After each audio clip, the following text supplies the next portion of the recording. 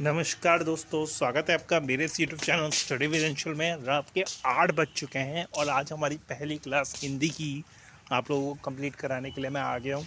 ठीक है, हमारा उत्तराखंड का बैच चल रहा है पटवारी लेखपाल का फ्री बैच, जिसमें हम लोग इस समय जीएस की, हिंदी की और उत्तराखंड की क्लास कर रहे हैं। जीएस में हम लोग लूसेंट को कवर कर रहे हैं, साथ में उत्तराखंड में हम परीक्षावाणी कवर कर रहे हैं डीपली। बिल्कुल डीपली का मतलब बहुत डीपली, मतलब आपको 360 डिग्री क्वेश्चन मिल जाएगा उस नोट से, अगर आप बढ़िया तरह से मेरे साथ तैयारी करते हैं तो।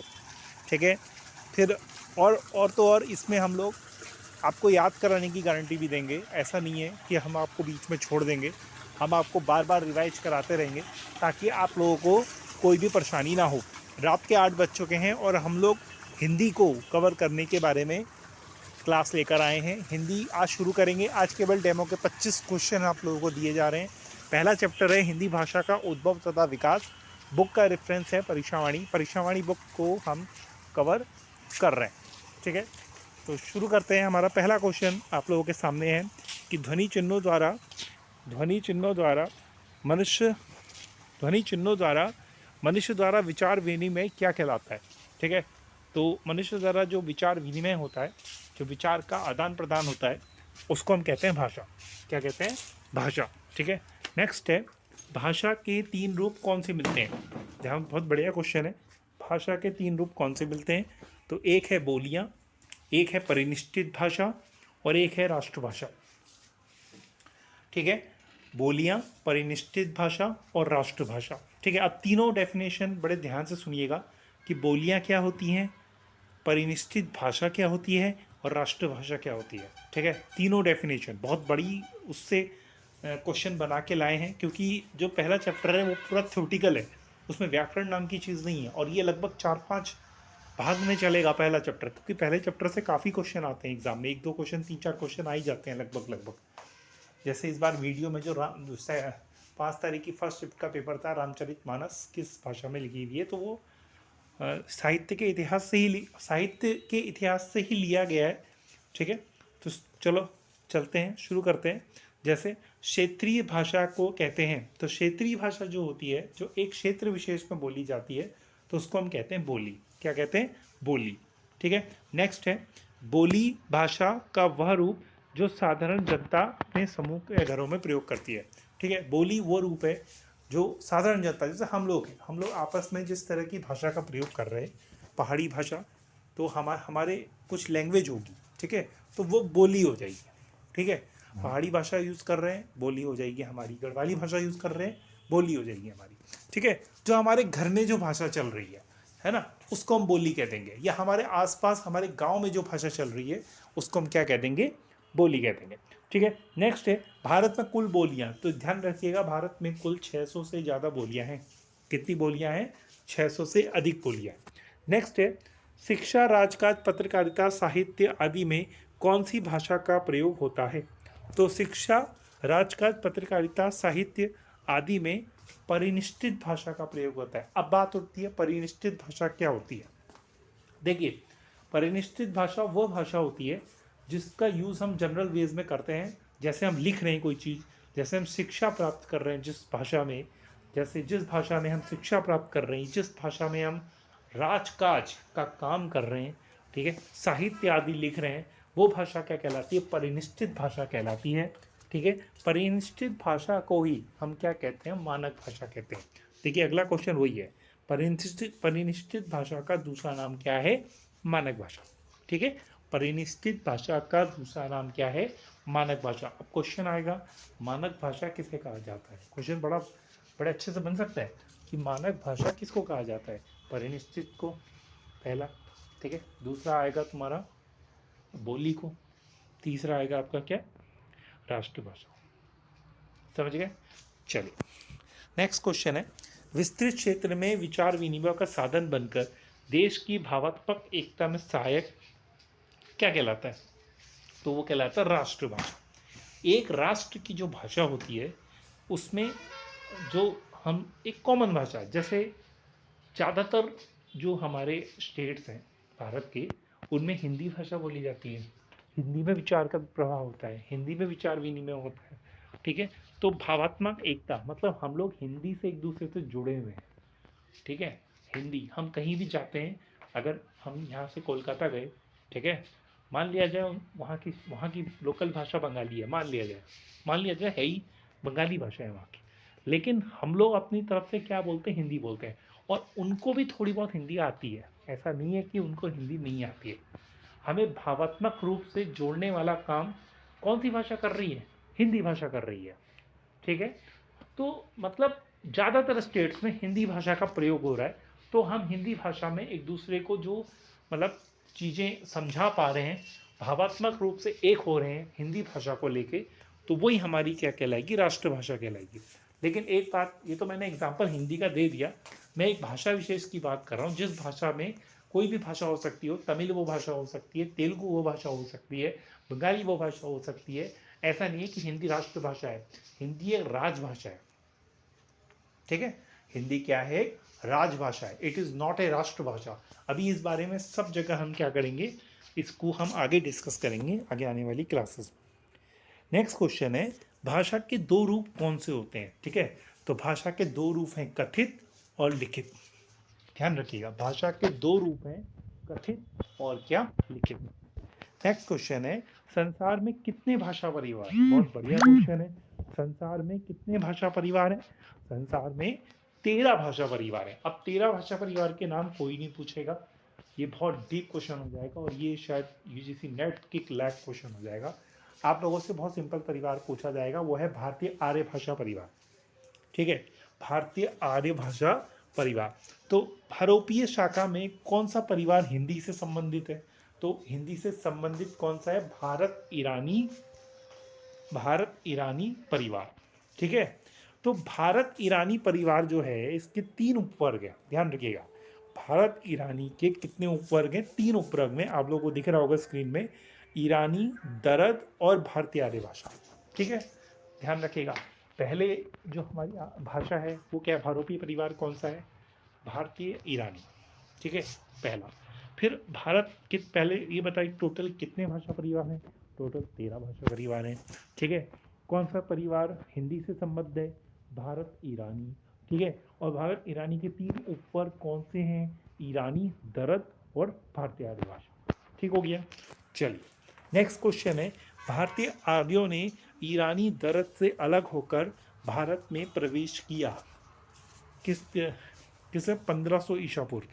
ठीक है, ये तब की बात हो रही है जब हम वैदिक सभ्यता की बात करते हैं, जब आर्य वैदिक सभ्यता का निर्माण किया भारत में आके। ठीक है, वही उसी समय की बात हो रही है, 1500 ईसा पूर्व में भारतीय आर्यों ने ईरानी दरद से अलग होकर भारत में प्रवेश किया। भारतीय आर्यों का इतिहास कितने वर्ष पुराना है, भारतीय आर्य भाषा का इतिहास कितने वर्ष पुराना है, यह है 3500 वर्ष पुराना। कितने वर्ष पुराना है, 3500 वर्ष, टोटल 3500 वर्ष पुराना है। भारतीय आर्य भाषा के 3 काल, मैं आपको ये दिखा दे रहा हूँ स्क्रीन में। भारतीय आर्य भाषा के 3 काल कौन से हैं, ये देखिए। पहला है प्राचीन भारतीय आर्य भाषा, दूसरा मध्यकालीन आर्य भाषा, तीसरा आधुनिक आर्य भाषा। प्राचीन आर्य भाषा में 1500 से 500 ईसा पूर्व, मध्यकालीन आर्य भाषा में 500 से 1000 ईसा पूर्व, और आधुनिक आर्य भाषा में 1000 ईस्वी से अब तक जो आधुनिक चल रहा है। ठीक है, चलिए ये ख़त्म हो गया। तो ये सन याद कर लीजिएगा, 1500 से 500, 500 से 1000 ईस्वी, सॉरी ईसा पूर्व बोल दिया, ईस्वी, 500 ईसा पूर्व से 1000 ईस्वी, और 1000 ईस्वी से अब तक। ठीक है, अब हम आगे बढ़ेंगे इसके। अब अभी तो हमने केवल क्या बताया, अभी हमने केवल 3 काल बताए, इनके बीच में भी, प्राचीन आर्य भाषा के बीच में भी कुछ ना कुछ दिए, मतलब उनके उनके अलग अलग वो हैं। ठीक है, क्रम है, भाषाओं के क्रम है, जैसे पहले संस्कृत आई, फिर पाली आई, इस तरीके से क्रम बना हुआ है, वो क्रम आपको आगे जाके लिखाया जाएगा। चलिए चलते हैं नेक्स्ट स्लाइड की ओर, नेक्स्ट स्लाइड की ओर चलते हैं। चलिए ये है मेरी नेक्स्ट स्लाइड। नेक्स्ट स्लाइड में लिखा है, भारतीय आर्य भाषा और ईरानी और दरद भाषाओं से अलग स्वतंत्र भाषा बनाई। कौन सी भाषा बनाई, इन्होंने बनाई संस्कृत। ठीक है, वैदिक संस्कृत। ठीक है, क्योंकि वैदिक सभ्यता शुरू हो चुकी थी, तो वहाँ पे जो भाषा चल रही थी वो संस्कृत चल रही थी, वैदिक संस्कृत। ठीक है। वैदिक संस्कृत का काल, अब चूंकि कई किताबों में वैदिक संस्कृत है, देखिए दो तरह की वैदिक सभ्यता थी, एक थी वैदिक सभ्यता और एक थी उत्तर वैदिक सभ्यता। ठीक है। तो उसके उसके काल के आधार पर संस्कृत का भी वैदिक संस्कृत और लौकिक संस्कृत का भी निर्माण किया गया था, काल का निर्माण किया गया था। तो 1500 ईसा पूर्व से 1000 ईसा पूर्व तक वैदिक संस्कृत बताया गया था। और लौकिक ये लूसेंट की बात बता रहा हूँ, लूसेंट जो हमारी बुक है, ये मैं परीक्षावाणी बुक कवर करा रहा हूँ आपको, लेकिन जो लूसेंट बुक है उसमें 1500 ईसा पूर्व से 1000 ईसा पूर्व वैदिक संस्कृत का था, और लौकिक संस्कृत 1000 ईसा पूर्व से 500 ईसा पूर्व तक लौकिक काल था। ठीक है। लेकिन यहाँ पे जो काल है वो है वैदिक संस्कृत का काल जो है वो है 1500 ईसा पूर्व से 800 ईसा पूर्व, और पश्चिमी आर्य भाषा जो, ठीक है, और जो लौकिक संस्कृत का काल है वो है 800 बीसी से 500 बीसी। ठीक है, ध्यान रखिएगा। तो पश्चिमी आर्य भाषा अर्थात संस्कृत तथा पूर्वी भाषाओं के सम्मिश्रण से जो उद्गम हुआ, ठीक है, मतलब जो हमने संस्कृत, जो लौकिक संस्कृत है उसको नाम दिया पश्चिमी आर्य भाषा। ठीक है, क्योंकि पश्चिम से आए थे, पश्चिम या पश्चिमोत्तर प्रांत से आए थे, तो उसको हमने पश्चिमी आर्य भाषा का नाम दिया। ठीक है। और यहाँ की भाषा पूर्वी भाषा हो गई, तो के सम्मिश्रण से उद्गम हुआ वो था लौकिक संस्कृत। ठीक है। यहाँ की भाषा और पश्चिम की भाषा, इन दोनों को मिला के जो हमारा जो उद्गम हुआ उसको हमने क्या कहा, लौकिक संस्कृत का। ठीक है। तो लौकिक संस्कृत का काल क्या है? लौकिक संस्कृत का काल आप लोगों को बता चुका हूँ, 800 बीसी से 500 बीसी। नेक्स्ट है भारतीय आर्य भाषा का प्राचीनतम रूप क्या है? तो भारतीय आर्य भाषा का प्राचीनतम रूप वैदिक साहित्य है।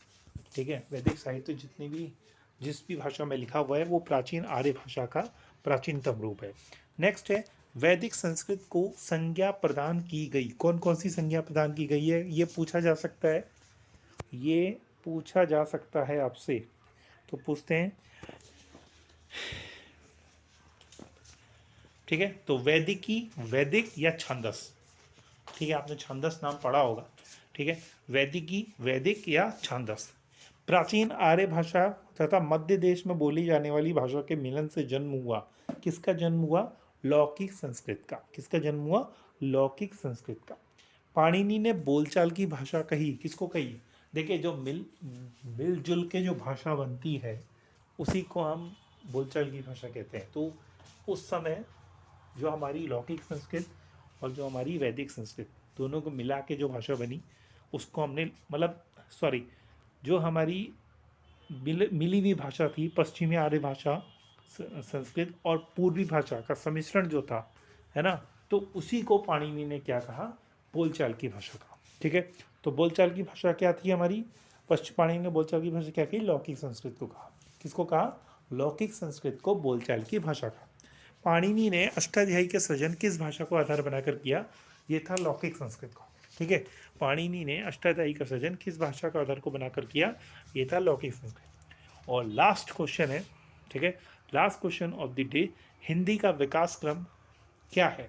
तो हिंदी का विकास क्रम है संस्कृत, पाली, प्राकृत, अपभ्रंश, अवहट्ट, पाली। ये पाली नहीं होगा, एक मिनट मैं बताता हूँ, एक मिनट, ये पाली नहीं होगा, ये होगा हिंदी। ठीक है, ये होगा आपका हिंदी। ठीक है, अवहट्ट के बाद क्या होगा? हिंदी होगा। संस्कृत, पाली, प्राकृत, अपभ्रंश, अवहट्ट और हिंदी। ठीक है, तो पाली मैंने गलती से लिख दिया, उसको हिंदी कर लीजिएगा। संस्कृत, पाली, प्राकृत, अपभ्रंश, अवहट्ट और हिंदी। ठीक है, तो चलिए कल मिलते हैं जीएस क्लास में शाम 7 बजे। ठीक है, ऐसे ही रोज़ क्लासेस होती रहेंगी, 3 क्लासेस होंगी एक दिन में। चाहे तो लाइव क्लास अटेंड करने की कोशिश करें। हम धीरे धीरे समय की सीमा को बढ़ाएंगे, ऐसा नहीं है। हम अभी 20-20 मिनट की क्लास अपलोड कर रहे हैं, 20 से 30 मिनट की क्लास अपलोड कर रहे हैं, और अगले दिन जब हम लोग आगे बढ़ेंगे तो 1-1 घंटे की क्लास अपलोड करेंगे लगातार। 50 मिनट की क्लास अपलोड करेंगे और आपको 3 घंटे बैठाएंगे लगातार पढ़ाने के लिए। लगातार आप लोग वीडियोस देखेंगे और ग्रुप सी की बढ़िया तैयारी करेंगे, वो भी फ्री में। ठीक है, ये बैच आप लोगों के लिए बिल्कुल फ्री चल रहा है। ज़्यादा से ज़्यादा चैनल को सब्सक्राइब करें लाइक करें, शेयर करें और बढ़िया तरीके से चैनल को आगे बढ़ा दें। ठीक है, thank you, have a nice day. कल मिलते हैं जीएस की क्लास में। Thank you.